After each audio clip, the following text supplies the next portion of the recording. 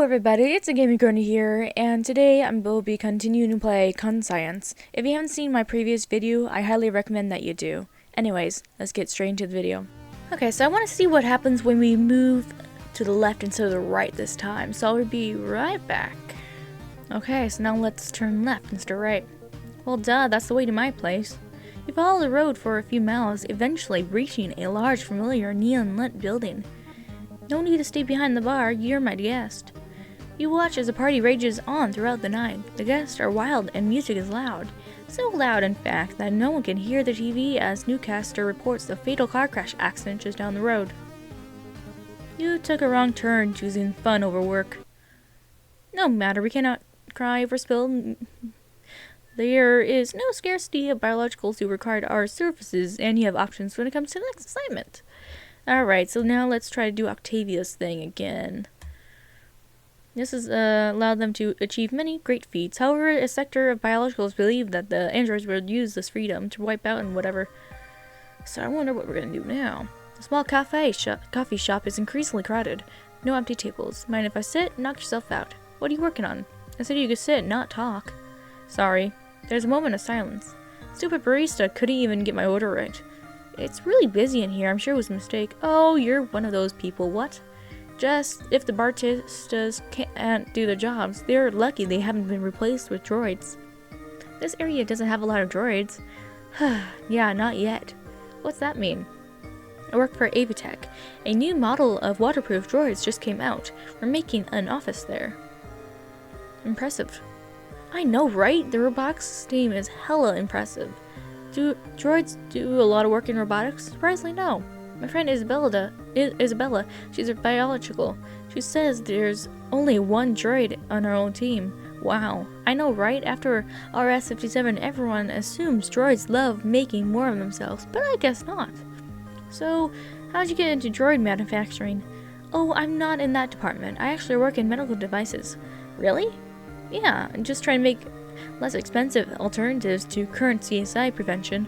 Yeah, that seems dangerous. How so? Aren't you worried they'll, I don't know, target you? They're slugs. I'm not a specialist, but like, come on. They're not that smart enough to coordinate an attack like that. I guess. Anyways, what do you do? I'm a professor. Really? At the college I used to work there. What department are you in? Moral philosophy. Ah, a one-person department, I assume. Maybe. Morals were never really my thing. It's a bit scary to hear from a doctor. Octavia shrugs. Oh, my name's Octavia, by the way. I know. My reputation precedes me, I see. Something like that. Anyways, I think I'm gonna have to reorder my coffee. I can't drink this. Mind getting me one too? Sure. You hand Octavia the money for her coffee, and she gets up to wait in line. Octavia stands behind a merman in line. It moves slowly, but eventually she gets to the front. After ordering, she walks back to the table. They should be ready in a few minutes. Thanks. No problem. So, Avitech, didn't know they had a medical department. Well, I didn't know this college had a moral philosophy department. Touché. But yeah, it's mostly for making assistive devices. Kinda stupid that we're still got people who need those nowadays, but I guess it's a big business. What do you mean by that?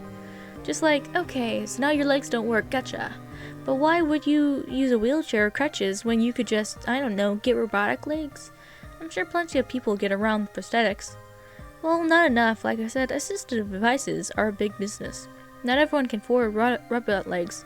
Do you have any idea how much a modern wheelchair costs? The gravity adjusts alone. Maybe. People just don't wait for them to chop off their bodies when they can't keep them.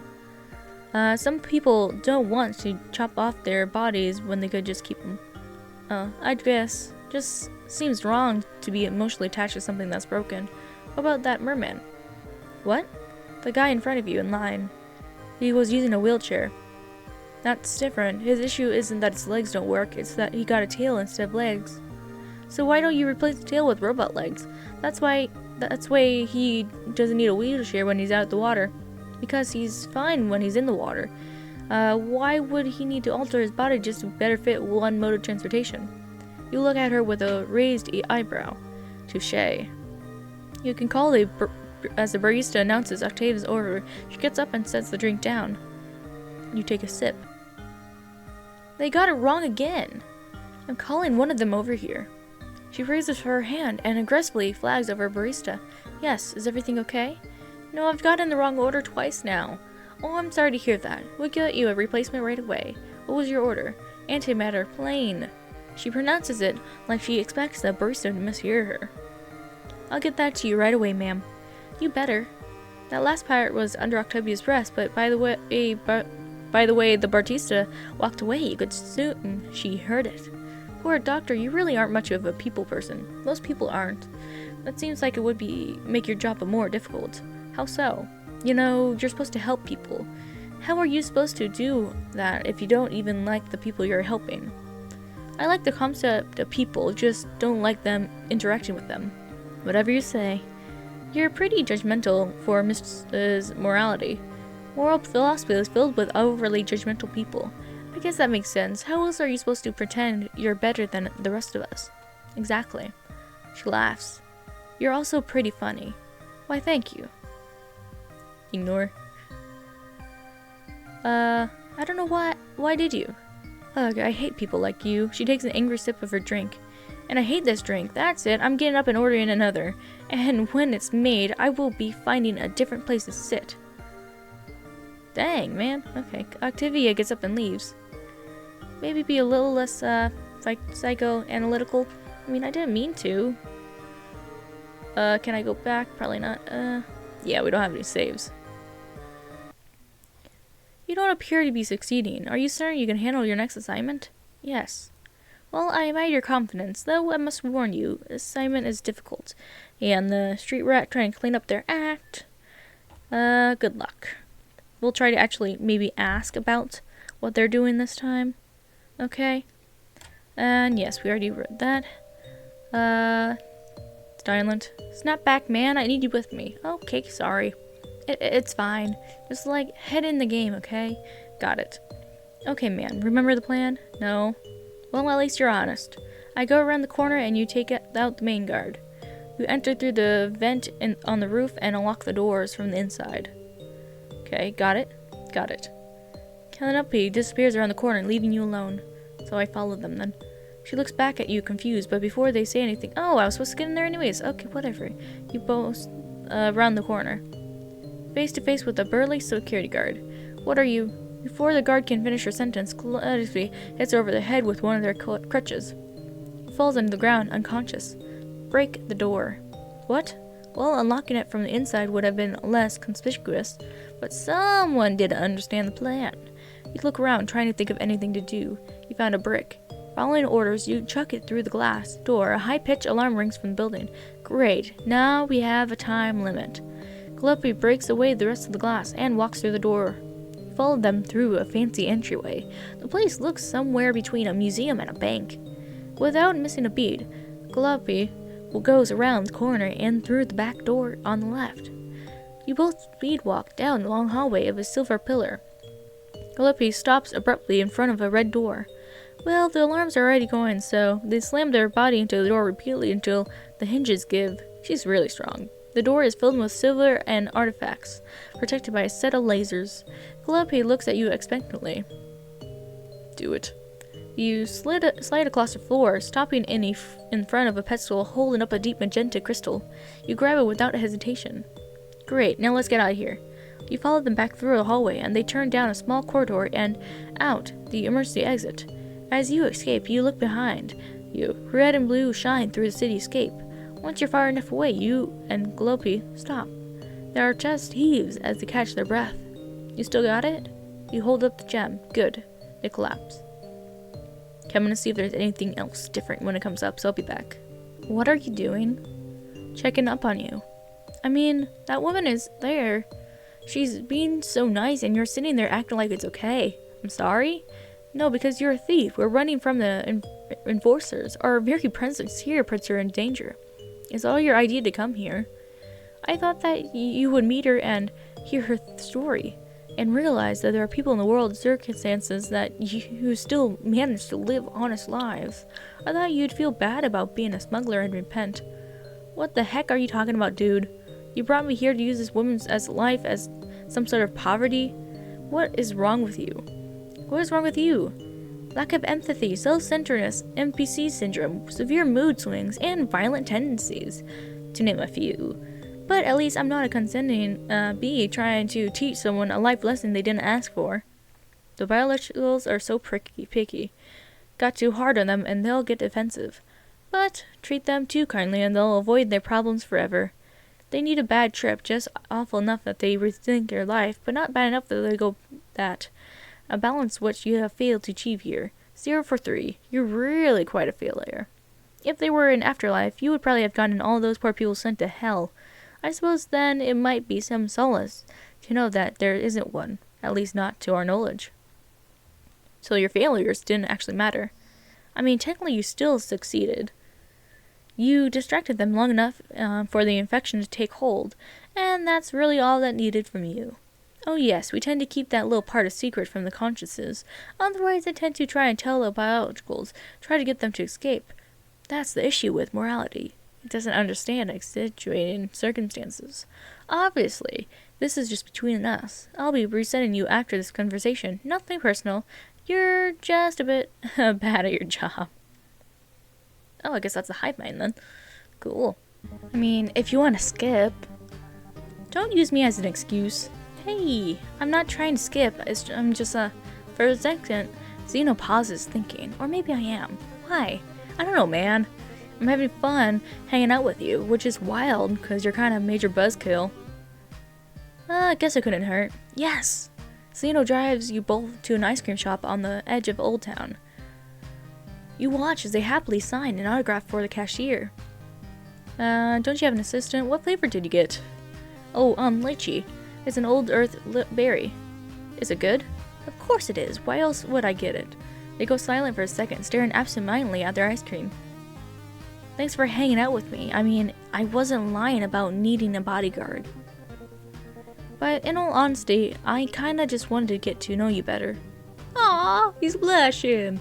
Why? I don't know, this is going to sound crazy and kinda makes me seem like a jerk, but you're really the only other person who feels real. A few days ago, maybe it was a bad trip or something, but I started getting this crazy feeling like, you know, when you're dreaming and the edges of your vision are a little blurry? It's like that. Everyone is acting exactly how I remember them, but it's like a little off. You're the only person since then that felt alive. Oh, that sounds difficult. There's a moment of silence between you. Like I said, it's probably nothing. You ready to go? Sure. The car ride to the concert venue is somber. Rolling blue fields out of the window turn darker as you notice the night about to fall. The venue is large with neon stadium lights. It looked like an old baseball stadium. Where have you been? Out. Out? You don't realize you missed rehearsal? The concert is supposed to be starting up any second now, and you're not even mic'd up. Dude, chill, it's fine. You know what? I don't know why I expected anything else. You're a pretentious, lazy child who never does anything for himself.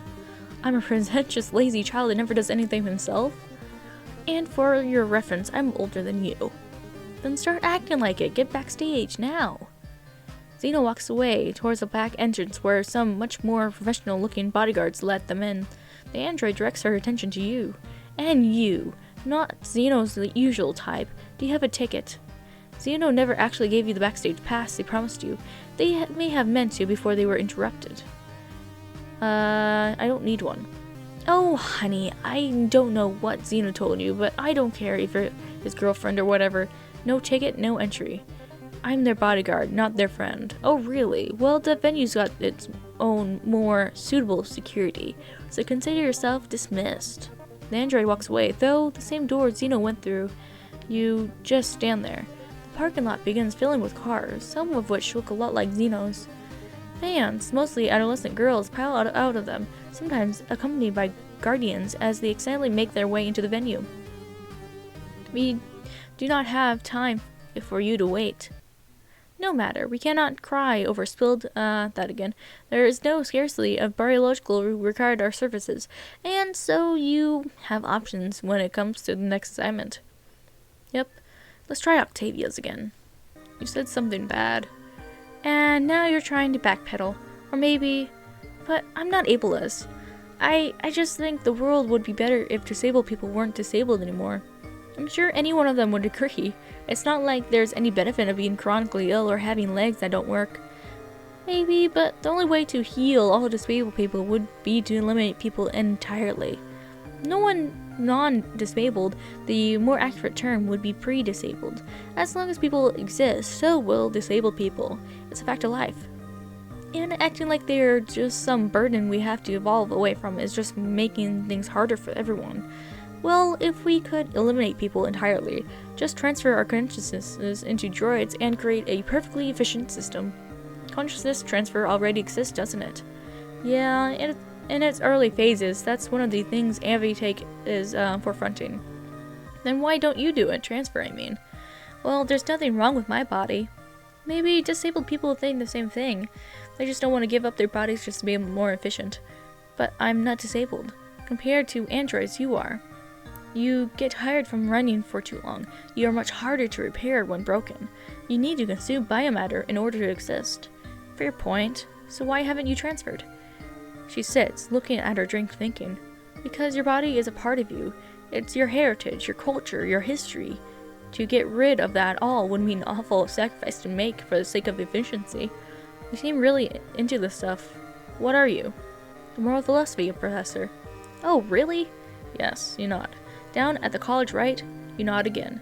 I had my bets on therapist, but I guess that fits too. You mentioned you run along your own department for protection gear. Yeah, stuff to prevent the treat CSI.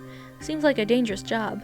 Just about as dangerous as any other doctor trained in disease. Don't listen to those conspiracy theories. What conspiracy theories? You haven't heard them? The hive mind, the slug evasion. The systematic replacement of the authority figures until the entire galaxy collapses under the slug rule. Sounds scary. Well, they don't mean anything. I dissected a dead cerebral slug. They don't even have brains. Those things are dumber than jellyfish, and jellyfish aren't even fish. Well, that's reassuring. Yeah. I gotta say, all those wild conspiracies are probably the only reason my department got approved. The higher-ups don't care about if normal people get replaced, as long as the slug still follows their orders.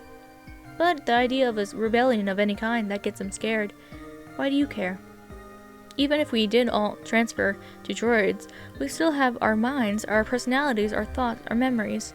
CSI takes that all away, leaves you a husk till the parasite can move on to its next host.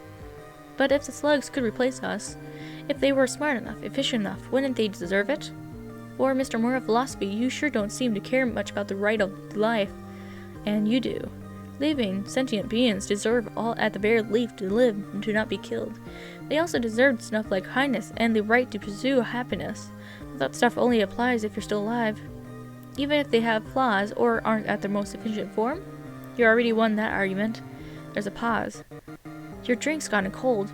You want to go ask for a replacement? Maybe you'll get the right order next time. Nah. She takes a sip. This one is just fine. How wholesome. You seem to have improved since your last assignment. Hey, I actually got ours this time. This is a good turn of events. Perhaps you'll be adequate after all. Your next assignment is Roger Herman, a Hellion trying to reconcile his relationship with his daughter. Do not mess this up. I'll try not to this time.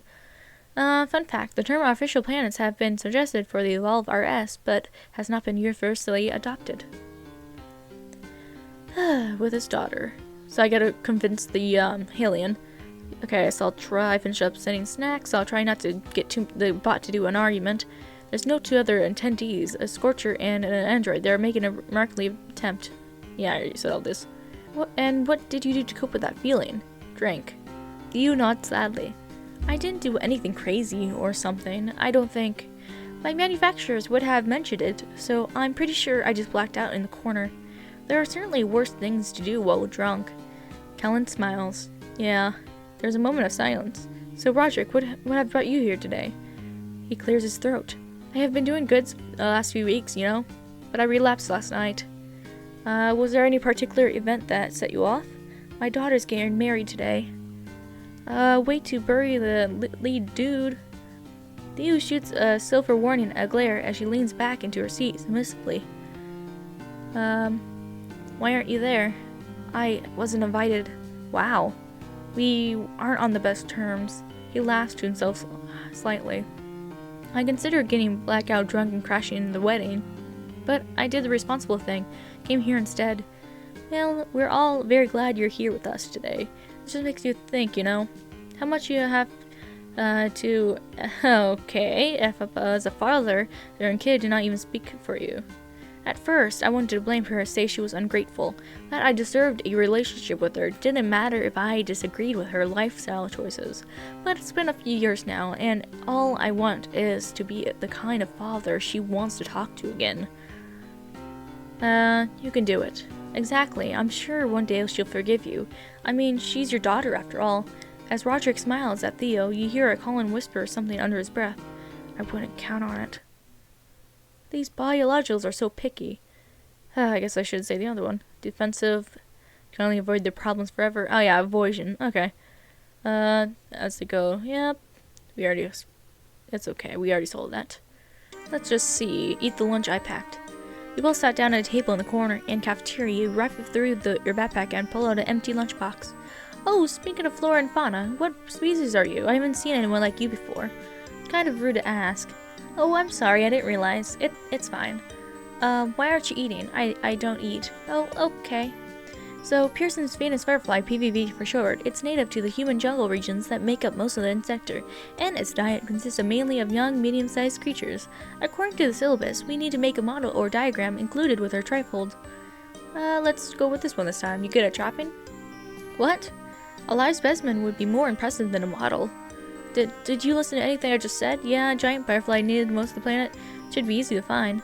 Also, it eats young, medium-sized creatures? So? We are young, medium-sized creatures. Oh, right. Can we maybe just make a model? I guess. Seriously, I'm super uncomfortable with the idea of trapping a PVB. Fine, we'll make a model. Thank you.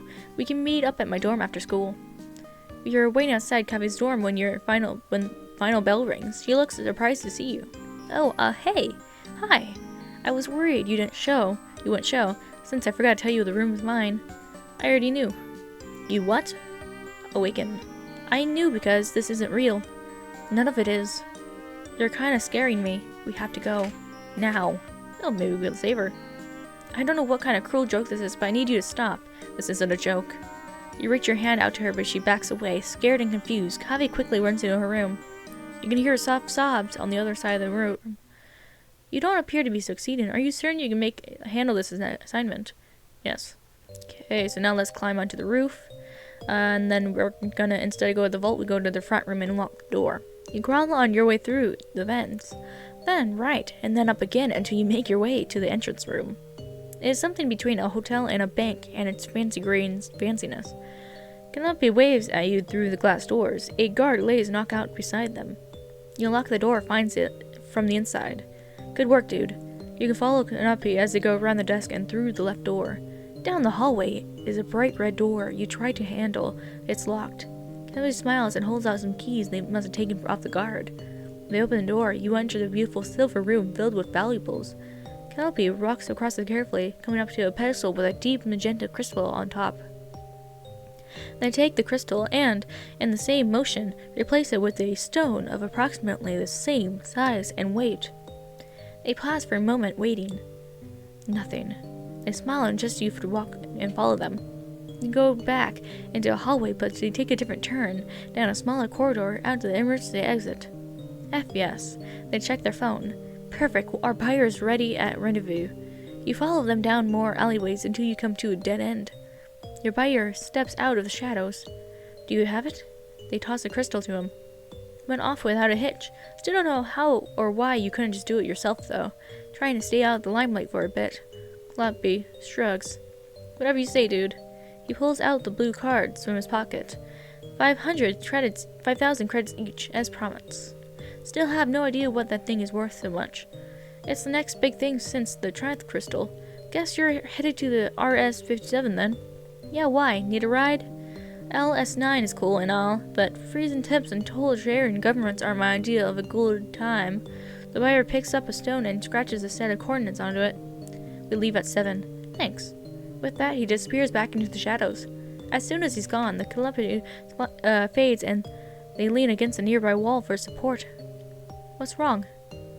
Nothing. It's clearly not nothing. I just hate having to rely on other people for off-planet travel. You don't have your own ship? I'm saving up for one. It's nice that other smugglers give you rides. Yeah, it is. I just feel like I'm being a burden and always need other people. It's normal. We need other people. No one can go through the galaxy alone. But a crew contributes. I'm just a parasite riding off the kindness of others. You can contribute. You think so? Yeah, you don't have to be well on to handle people. You just gotta try. Yeah, I guess you're right. Congratulations. You are perfectly mediocre. But don't worry about all that. C is passing grade after all. I'm sure you get the hang of things next time. Thank you guys for watching. Please like and subscribe if you guys enjoyed. And I hope you have a good day or night. Goodbye.